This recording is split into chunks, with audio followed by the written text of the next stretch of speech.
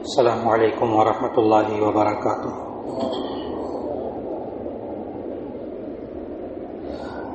نحمده ونصلي على رسوله الكريم، اما بعد فاعوذ باللہ من الشیطان الرجیم، بسم اللہ الرحمن الرحیم۔ من یشفع شفاعة حسنة یکن له نصیب منها ومن یشفع شفاعة سیئة یکن له کفل منها وَكَانَ اللَّهُ عَلَى كُلِّ شَيْءٍ مُقِيتًا۔ صدق اللہ العظیم۔ اللہ رب العزت نے ہمیں جو زندگی گزارنے کے آداب سکھائے،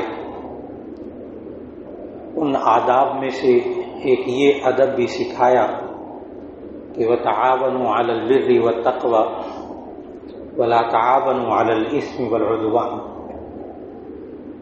کہ تم نیکی اور تقوی کی بنیاد پر تو ایک دوسرے سے تعاون کرو، لیکن گناہ کے کام میں اور زیادتی کے کاموں میں، ظلم کے کاموں میں ایک دوسرے کے ساتھ تعاون نہ کرو۔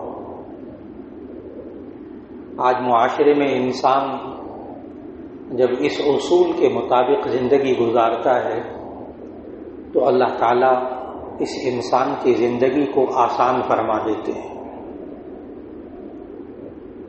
اور یہ انسان جو اپنی زندگی گزارتا ہے اس کی بنیاد ہی آپس کا تعاون ہے۔ بعض لوگ کہتے ہیں بس اوقات بیوی کو کہتے ہیں میں اکیلا زندگی گزار لوں،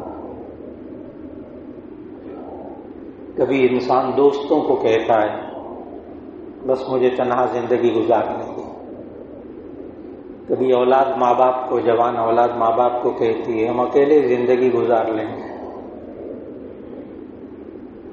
کبھی انسان اپنے کاروباری ساتھیوں کو کہتا ہے بس آپ لوگ جاؤ اپنا اپنا کام کرو، میں اکیلا زندگی گزار لوں گا، مجھے کسی کی ضرورت نہیں۔ یہ عام سے جملے ہیں جو بولتے ہیں، حالانکہ یہ بیچارہ کہنے والا ایک وقت کا ایک لقمہ بھی نہیں کھا سکتا، اپنے منہ میں ڈال سکتا بغیر دوسروں کے تعاون کے۔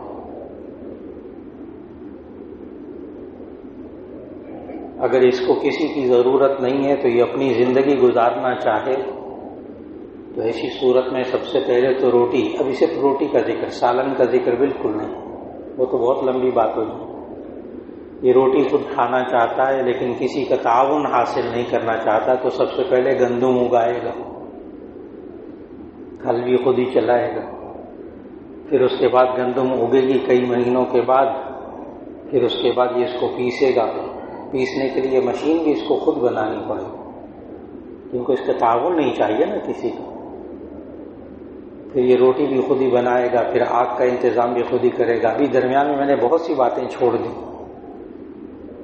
آپ سوچیے گا کسی وقت بیٹھ کر کہ ہم ایک لقمہ جو کھاتے ہیں روٹی کا، اس کے پیچھے ہزاروں لاکھوں انسان کام کرتے ہیں، تعاون کرتے ہیں، تو یہ انسان ایک روٹی کا نوالا کھاتا ہے۔ اللہ کا نظام، اللہ کا نظام۔ اس لیے یہ انسان جب اکیلا زندگی گزارنے کا، ماں باپ کے بغیر، بیوی بچوں کے بغیر، دوستوں کے بغیر، رشتہ داروں کے بغیر، اپنے ساتھیوں کے بغیر یہ زندگی گزارنے کی کوشش کرتا ہے تو اسے کبھی کبھی محسوس ہوتا ہے کہ میں ایک ناکام انسان ہوں اس معاشرے کا۔ اور جب انسان سب کو ساتھ لے کر چلتا ہے تو ایسی صورت میں یہ انسان زندگی کا کامیاب انسان ہوتا ہے۔ مشکلات اس میں بھی آتی ہیں، اس میں بھی آتی ہیں۔ اس باہمی تعاون کا طریقہ ہے کہ معاشرے کے اندر کسی کے لیے سفارش کرنا، جو آج کا ہمارا موضوع ہے۔ معاشرے میں عام طور پر یہ لفظ، یہ جملہ سننے کو ملتا ہے کہ یہ جناب رشوت اور سفارش یہ ہمارے معاشرے کی دو لعنتیں ہیں، یوں کہا جاتا ہے۔ کبھی کبھی جملہ بولتے ہیں لوگ کہ رشوت اور سفارش ہمارے معاشرے کی دو لعنتیں ہیں، لیکن کوشش کرنی چاہیے کہ رشوت اور سفارش دونوں کو الگ الگ رکھیں، دونوں کو ایک پلڑے میں نہ رکھیں، کیونکہ قرآن مجید میں اللہ تعالیٰ نے شروع میں بھی میں نے سورہ نساء کی آیت 85 جو تلاوت کی، اس میں اللہ تعالیٰ نے الگ الگ فرق رکھا ہے۔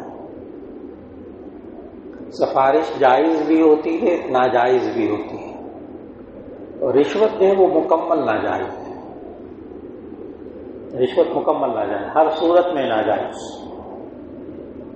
لیکن سفارش ایک حد تک جائز، ایک حد تک ناجائز، یہ اللہ تعالیٰ نے ہمیں قرآن مجید میں سورہ نساء کی اس آیت میں بتایا۔ رشوت کو بالکل الگ کر دیجیے۔ اللہ تعالیٰ نے فرمایا من یشفع شفاعۃ حسنۃ یکن لہ نصیب منہا ومن یشفع شفاعۃ سیئۃ یکن لہ کفل منہا۔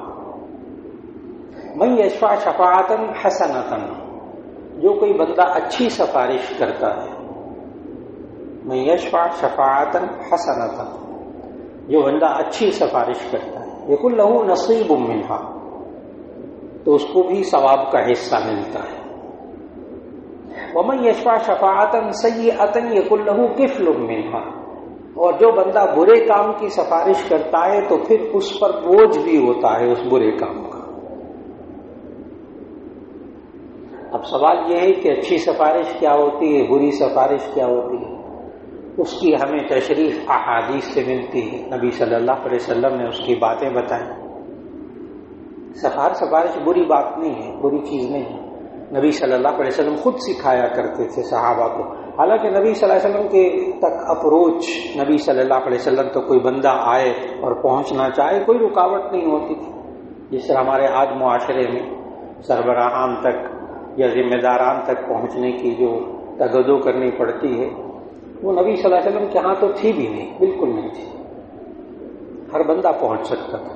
لیکن اس کے باوجود جامع ترمذی کی روایت ہے کہ نبی صلی اللہ علیہ وسلم کے پاس جب کوئی اجنبی آتا تھا نا، تو نبی صلی اللہ علیہ وسلم کے تواضع اور انکساری اور محبت کی وجہ سے اس کے اوپر رعب طاری ہو جاتا تھا، سنا ہوا ہوتا تھا۔ جب کوئی اجنبی آتا تھا تو رعب طاری ہوتا تھا، اور جو بندہ قریب آتا تھا اس کے اندر محبت پیدا ہو جاتی۔ یہ نبی صلی اللہ علیہ وسلم کی شان جامع ترمذی میں اس حدیث میں صحابہ نے بتائی۔ تو آنے والا جو اجنبی ہوتا تھا وہ بسا اوقات پیچھے بیٹھ جاتا تھا، اور اپنی بات، جو اپنا مطلب ہوتا تھا، جو اپنی آرزو ہوتی تھی، جو اپنا مسئلہ ہوتا تھا، وہ حل کرنے کے لیے آگے نہیں آ پاتا تھا بسا اوقات، اس رعب اور دبدبے کی وجہ سے، ورنہ کوئی رکاوٹ نہیں ہے۔ تو نبی صلی اللہ علیہ وسلم نے فرمایا، یہ بھی جامع ترمذی کی حدیث، کہ اشفعوا فلتوجروا، اشفعوا فلتوجروا، تم سفارش کیا کرو، تمہیں اجر ملے گا، تمہیں ثواب ملے گا۔ اس لیے معاشرے میں اچھی سفارش کرنی چاہیے، یہ ثواب کا کام آیت سے بھی معلوم ہوا، حدیث سے بھی معلوم ہوا۔ اب سوال یہ کہ اچھی سفارش کیا ہوتی ہے؟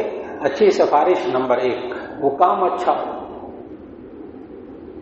وہ کام اللہ اور اس کے رسول صلی اللہ علیہ وسلم کے حکم کے مطابق ہو، تو یہ سفارش اچھی ہے۔ اور اگر وہ گناہ کا کام ہے تو اسی صورت میں وہ سفارش بری ہے۔ جیسے نبی صلی اللہ علیہ وسلم نے خود فرمایا کہ اشفعوا فلتوجروا، تم سفارش کیا کرو، تمہیں اجر ثواب ملے گا۔ لیکن جب بنو مخزوم کی ایک عورت نے چوری کی اور پھر بڑے بڑے صحابہ نے سفارشیں کی ہیں، بخاری شریف کی حدیثوں میں موجود، بڑے بڑے صحابہ نے سفارش کی، یہ بڑے اونچے قبیلے کی خاتون ہے، اس کا ہاتھ نہ کاٹے۔ نبی صلی اللہ علیہ وسلم نے فیصلہ فرما دیا تھا ہاتھ کاٹنے کا۔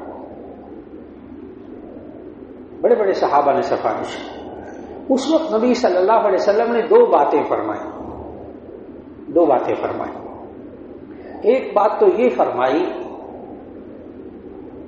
کہ گزشتہ قومیں اسی وجہ سے ہلاک ہوئی تھیں کہ جب ان کے کمزور لوگ چوری کرتے تھے، جرم کرتے تھے، تو ان کو چھوڑ دیا، ان کو پکڑ لیا جاتا تھا، ان کو سزائیں دی جاتی تھی، اور جب کوئی امیر لوگ اور بڑی صاحب حیثیت لوگ اور بڑے قبیلے کے لوگ اگر کوئی جرم کرتے تھے تو ان کو چھوڑ دیا جاتا تھا۔ گزشتہ قومیں اسی وجہ سے ہلاک ہوئی۔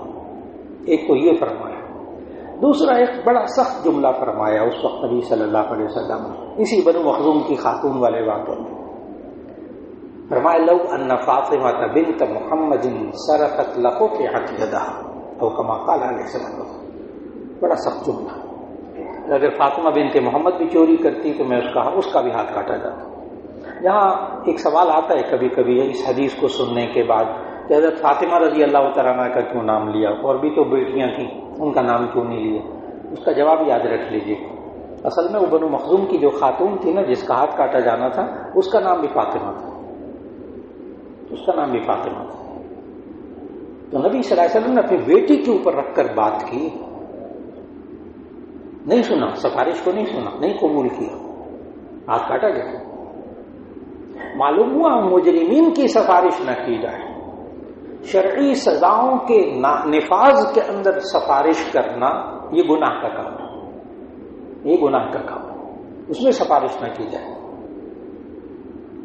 ہاں اگر پتہ ہو, خوب یقین ہو, اچھی طرح خود انسان جانتا ہو کہ یہ بے قصور ہے, اس نے جرم نہیں کیا, پھر یہ بندہ سفارش کرے, گواہی دے, جائز, کیونکہ جائز کام ہے.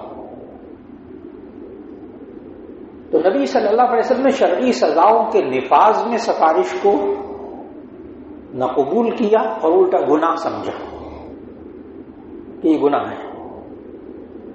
معلوم ہوا غلط کام کی سفارش نہیں کرنا. غلط کام سے مراد گناہ کا کام, اللہ اور اس کے رسول صلی اللہ علیہ وسلم کے حکم کے خلاف جو کام, اس کی سفارش نہ کرے. کیوں؟ اس لیے کہ پھر اس کا گناہ اس کے ذمہ آئے گا.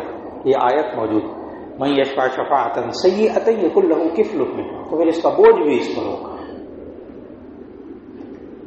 نمبر 2, بری سفارش وہ سفارش ہوتی ہے, اور اچھی سفارش بھی تاکہ سمجھ میں آئے گی کہ اچھی سفارش وہ ہے جس سے کسی دوسرے انسان کا حق نہ مارا جائے. اگر آپ سمجھتے ہیں کہ میں اس شخص سے سفارش کروں گا تو یہ بات لازماً مانے گا میری. ہمارے معاشرے میں ایک یہ بھی بڑی عجیب بات ہے, سفارش تب کی جاتی ہے جب بات مانی جائے. حالانکہ تمام مفسرین نے اس آیت کی تفسیر میں لکھا کہ سفارش کی شرعی حیثیت کیا ہے, یعنی اس کا سٹیٹس کیا ہے. فرمایا سفارش کی حیثیت ہے مشورہ اور رائے, بس. اگر حکمن پتہ ہو کہ میں کہوں گا تو یہ سب کو چھوڑ چھاڑ کر سارے کینڈیڈیٹس کو ادھر ادھر کر کے یہ میری بات مان کر اس کو اپائنٹ کر دے گا اور دوسروں کا حق مارا جائے گا, یہ بری سفارش. کسی کا حق مارنا, ہاں ایک بندہ اہل ہے, آپ کو پتہ ہے یہ بڑا کمپیٹنٹ بندہ ہے, یہ بندہ اس سیٹ کے لیے اہل ہے, اس کی قابلیت بھی ہے, اور ممکن ہے کہ ان کے سامنے اس کی قابلیت, اس کا تجربہ نہ آئے, مجھے معلوم ہے میں اس کی سفارش کروں گا. بہت اچھی بات ہے, بہت اچھی بات ہے. کسی اہل شخص کو وہاں تک لانا بہت اچھی بات ہے.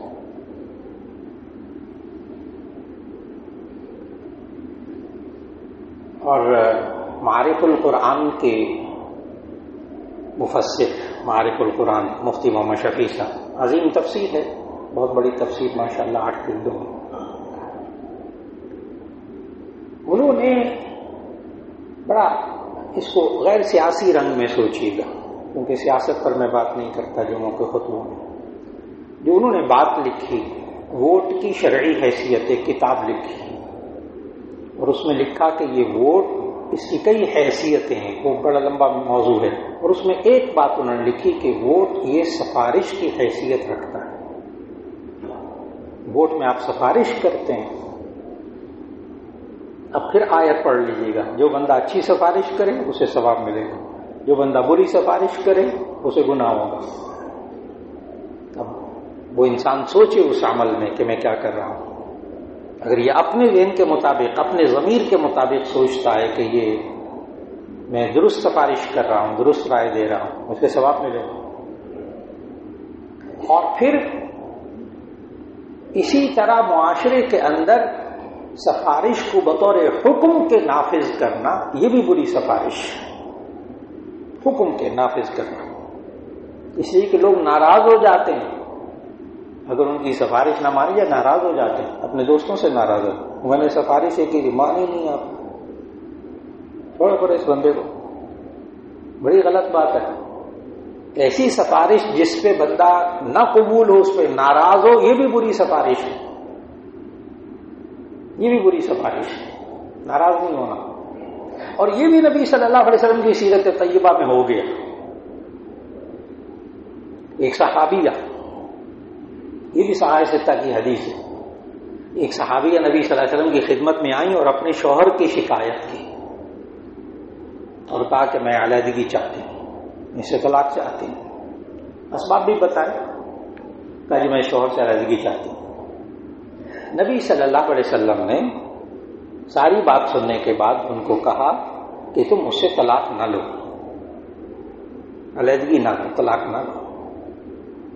ان صحابیہ نے، اب بڑا واضح الفاظ، ان صحابیہ نے سوال کیا نبی صلی اللہ علیہ وسلم سے، یا رسول اللہ صلی اللہ علیہ وسلم، یہ آپ کی رائے اور مشورہ ہے یا حکم ہے؟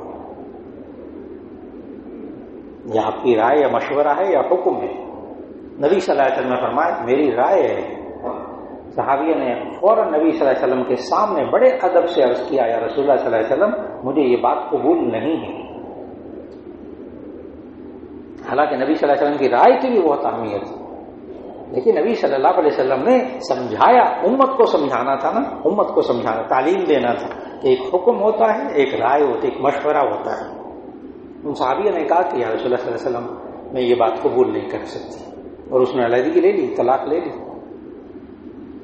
ہمیں اصول سکھایا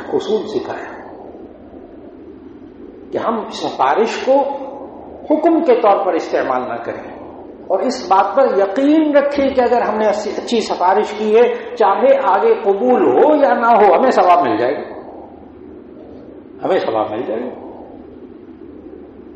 لہذا اچھی سفارش وہ ہے جس کو حکم کے طور پر دباؤ کے لیے استعمال نہ کیا جائے۔ اور ہمارے ہاں تو کہتے ہیں سفارش ہوتی وہ نہیں ہے جو قبول ہی نہ کی جائے۔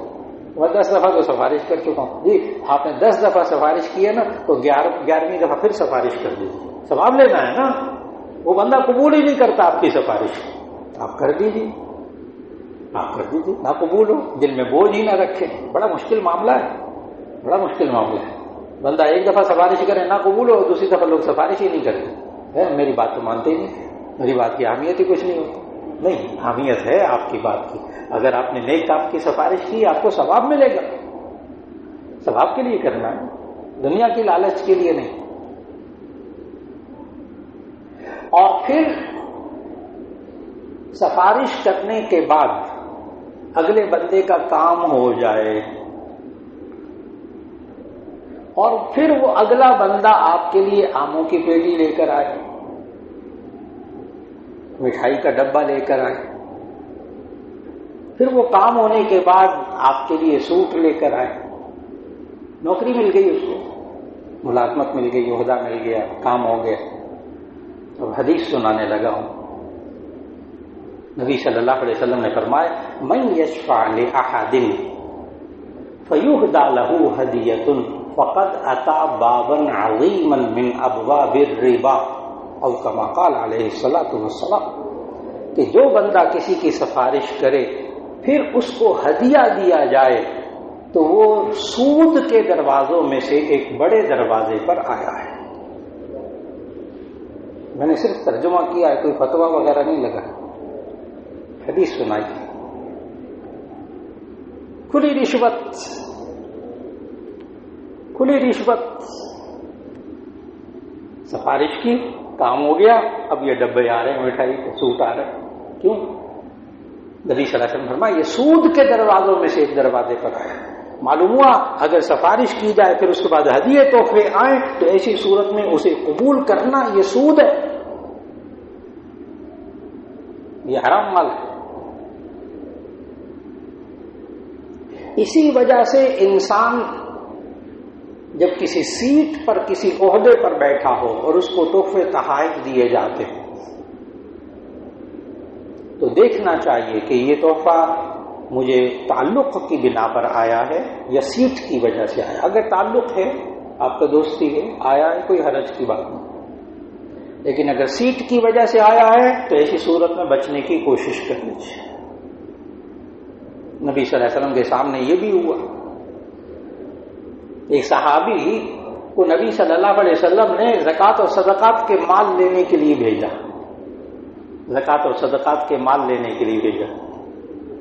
وہ زکوٰۃ اور صدقات کے مال اس قبیلے دور ہوگا قبیلہ، وہاں سے جناب وہ لا کر صدقات اور زکوٰۃ نبی صلی اللہ علیہ وسلم کے سامنے رکھی۔ اور جب وہ سارا مال رکھا تو ایک تھیلی اٹھا کر ایک طرف رکھ دی صحابی نے. نبی صلی اللہ علیہ وسلم نے فرمایا یہ کیا ہے، یہ الگ کیا رکھا؟ کہنے کہ یا رسول اللہ صلی اللہ علیہ وسلم میں وہاں گیا تھا زکوٰۃ اور صدقات لینے کے لیے، تو انہوں نے کہا تھا کہ یہ زکوٰۃ اور صدقات تو نبی صلی اللہ علیہ وسلم کی خدمت میں پیش کر دینا، اور یہ تھیلی آپ کے لیے تحفہ ہے، ہدیہ. بس اتنی کہنے کی دیر تھی کہ آگے نبی صلی اللہ علیہ وسلم نے سخت جملے فرمائے، سخت جملے فرمائے. صرف میں وہ حدیث سناؤں گا تاکہ اپنی طرف سے کوئی بات اس میں نہ کہہ سکوں، صرف حدیث کی عبارت اور ترجمہ بس. نبی صلی اللہ علیہ وسلم نے فرمایا، وہیں صحابی کے سامنے خطبہ دے دی. اس کے الفاظ یہ تھے اس خطبے کے، فَهَلَّا جَلَسَ فِي بَيْتِ أَبِيهِ وَأُمِّهِ فَيُنظَرُ أَيُهْدَى لَهُ أَوْلَىٰ. فَهَلَّا جَلَسَ فِي بَيْتِ أَبِيهِ وَأُمِّهِ، یہ اپنے باپ اور اپنی ماں کے گھر جا کر کیوں نہیں بیٹھ گیا، پھر دیکھتے کہ اس کو ہدیہ دیا جاتا ہے کہ نہیں دیا جاتا. یہ تو اس کو اس سیٹ کی وجہ سے ہدیہ دیا کہ میں نے اس کو عامل بنا کر بھیجا تھا کہ جاؤ جا کر وہاں سے زکوٰۃ اور صدقات لے کر آؤ. اب یہ زکوٰۃ اور صدقات لینے گیا، اس نے اس کو ایک تھیلی دی، یہ آپ کے لیے تحفہ ہے. نبی صلی اللہ علیہ وسلم نے فرمایا یہ کام کے لیے گیا تھا، جس کام کے لیے گیا تھا اس کام کے ساتھ اگر تحفہ مل رہا ہے تو رشوت ہے. رشوت کی تعریف یہی ہے کہ کوئی کام انسان کے ذمے لگایا جائے اور اس کی باقاعدہ ادائیگی ہو، اور پھر اس کا معاوضہ، اس کی تنخواہ اس کام کی مل رہی ہو، پھر اسی کام کے لیے دوسرے بندے سے پیسے لینا، یہی رشوت ہے، یہی رشوت ہے. ہاں آپ کی ایک فیلڈ ہے، آپ کا ایک کام ہے، اس کی آپ کو تنخواہ نہیں مل رہی، پھر آپ کے دوست ہیں آپ سے کام کرواتے ہیں، فارغ وقت کے اندر کرواتے ہیں، اس ڈپارٹمنٹ سے وہ متعلق ہو یا نہ ہو، لیکن آپ اجرت اس کام کی نہیں دی جاتی، آپ اس کی خدمت کرتے ہیں، جائز. لیکن وہی سیٹ ہے، وہی عہدہ ہے، وہی آفس ہے، وہی کام ہو رہا ہے، اور ذمہ داری میں بھی شامل ہے، پھر اس کو کام بھی کرنا ہے، دوسروں سے پیسے بھی لینے ہیں، کھلی رشوت ہے، یہ حرام ہے. اور نبی صلی اللہ علیہ وسلم نے فرمایا الراشی والمرتشی کلاہما فی النار. اس کا ترجمہ میں عرض کر دوں، الراشی رشوت دینے والا، والمرتشی رشوت لینے والا، کلاہما فی النار، یہ دونوں جہنمی. یہاں ہمارے ہاں ایک غلط لفظ بولتے ہیں معاشرے میں، وہ فلاں افسر بڑا راشی ہے، یوں بولتے ہیں. حالانکہ راشی کا مطلب یہ غلط جملہ ہے. راشی کا معنی ہوتا ہے رشوت دینے والا، عربی میں رشوت دینے والا. مرتشی کہتے ہیں رشوت لینے والا، اور ہمارے معاشرے میں رشوت دینے والا بڑا صوفی ہوتا ہے، وہ اپنے آپ کو ٹھیک سمجھتا ہے، وہ کہتا ہے میں ٹھیک ہوں. کیسے؟ محفل لگی ہوئی ہے، ولیمے کی دعوت ہو رہی ہے، دوسری جگہ بیٹھے ہوئے ہیں دوستوں کے ساتھ، وہ دیکھے نا جی میں نے وہ کام کروانا تھا، میں نے 1,00,000 روپیہ دیا، اور وہ دیکھیں چھوٹا سا کام تھا، 10,000 روپے مجھے رشوت دینی پڑی، 1 میٹر لگوانا تھا، ایک وہ کنیکشن لگوانا تھا، دیکھو مجھے اتنے پیسے دینے پڑے. یعنی بتاتے کھل کر، محفلوں میں بتاتے ہیں میں نے رشوت دی، لیکن محفلوں میں کوئی کھل کر نہیں کہتا میں نے وہ چھوٹا سا کام کیا تھا، اس کا میں نے 1,00,000 روپے لے لیے، 10,000 روپے لے لیا، میں تو ہر کام کا 1,00,000 روپے 1.5 روپے لیتا ہوں، یہ کوئی نہیں کہتا. اور نبی صلی اللہ علیہ وسلم نے رشوت دینے والے کو بھی جہنمی کہا ہے. معلوم ہوا رشوت دینے والا بھی اتنا ہی گناہگار ہے، رشوت لینے والا بھی اتنا ہی گناہگار ہے. اللہ رب العزت ہمیں اچھے کام کی معاشرے میں سفارش کرنے کی توفیق عطا فرمائے، برے کام کی سفارش سے اللہ بچا لے. اور یہ جو آج عہدوں اور سیٹوں پر جو انسان کو تحفے اور تحائف ملتے ہیں، اللہ تعالیٰ اس عہدے کی وجہ سے جو انسان کو تحائف ملتے ہیں اس کو اس میں محتاط رہنے کی اللہ توفیق عطا فرما دے، اور رشوت اللہ ہمارے معاشرے کے اندر سے ختم فرما دے. اس لیے کہ جو غیر مسلم ملک ہیں آج بھی آپ جب نیٹ کے اوپر دیکھیں کہ چند ممالک جن میں زیرو کرپشن نام لینے میں کوئی حرج نہیں، ان میں ایک ڈنمارک بھی ہے، ڈنمارک زیرو کرپشن. وہاں جانا ہوا، اس معاشرے کے اندر گھس کر جا کر سوالات کیے، آخر مصیبت کیا ہے، کیا ہوا، کیسے خاتمہ ہوا. وہ آگے سے پتہ کیا کہنے لگے، میں نے کہا یہاں کوئی رشوت دیتا نہیں، کوئی لیتا ہی نہیں. تو انہوں نے آگے سے کیا کہا، یہاں رشوت دینے والا ہی کوئی نہیں، اس لیے کہ یہ آفر کر کے دیکھ لیں، پہلے ایک دفعہ آفر کریں رشوت دینے کی، پہلے اس کو جیل میں ڈالیں گے، صرف آفر کرنے پر اس کو پہلے جیل میں ڈالیں گے. پھر مجھے فوراً یاد آیا کہ نبی صلی اللہ علیہ وسلم کے خوبصورت جملوں میں ترتیب کے اندر، جملوں میں الفاظ کی ترتیب میں بھی بڑی حکمت ہوتی تھی. دیکھیے ان غیر مسلموں نے اس حدیث پر عمل کیا ہے. الراشی والمرتشی، نبی صلی اللہ علیہ وسلم نے پہلے رشوت دینے والے کا ذکر کیا، پھر رشوت لینے والے کا ذکر کیا. انہوں نے پہلے کوئی ختم کر دیا، دوسرا وجود میں ہی نہیں رہا. لہذا رشوت دینے والا پورا گناہ میں شامل ہے. اسی لیے اللہ رب العزت ہمارے معاشرے میں سے رشوت کی لعنت کو ختم کر دے. اگر غیر مسلم ختم کر سکتے ہیں، مسلمان کیوں نہیں ختم کر سکتے؟ اور اس کا طریقہ کیا ہے؟ اس کا طریقہ یہ کہ بجائے اس کے حکومتوں کو برا کرنا، افسروں کو برا کہنا، محکموں کو برا کہنا، ہر بندہ خود طے کر لے کہ میں نے اس کام کے لیے رشوت نہیں دینی، نقصان ہو رہا ہے برداشت کر لوں گا. اگر یہ ایمانی قوت آ جائے انشاءاللہ العزیز بہت سے حضرات اپنے محکموں کے اندر سے آج رشوت کو ختم کر چکے ہیں. میرے سامنے ہیں وہ محکمہ، پنجاب کے اندر، پاکستان کے اندر رشوت کا انہوں نے خاتمہ کرنے کے لیے پورا زور لگایا ہے. کسی حکومت کا نام نہیں لینا، کچھ نہیں، ڈپارٹمنٹ کا نام. پاسپورٹ انسان طریقے سے چلے، انہوں نے اس ڈپارٹمنٹ کے اندر سے رشوت کو ختم کر دیا. انسان اپنے آپ کو پورا کرے، کاغذات پورے کرے. شناختی کارڈ کے آفس میں آپ جائیے، میں بھی جاتا ہوں، سارے سسٹم کو دیکھتا ہوں اچھی طرح. وہاں سفارش اور رشوت کا خاتمہ کیا. اگر انسان خود اپنے طور پر سچا ہے، صحیح ہے. لائسنس، ڈرائیونگ لائسنس لینا، میں اس ڈپارٹمنٹ کے ایک جز تک اندر گیا. اگر بندہ سچا ہے، طریقے سے چل رہا ہے، تھرو پراپر چینل چل رہا ہے، رشوت کا خاتمہ کیا ہوا ہے. اس وقت ڈومیسائل کا محکمہ، یہ میں مایوسی سے نکالنا چاہتا ہوں. خدا کے لیے مایوسی سے نکلیے. میری سفارش کے بغیر، رشوت کے بغیر مولانا کوئی کام نہیں ہوتا. آپ کہاں رہتے، کس دنیا میں رہتے؟ جی نہیں، ابھی بھی اللہ نے حالات بنائے ہوئے، اسی کی وجہ سے یہ ملک قائم ہے. وآخر دعوانا ان الحمد للہ رب العالمین.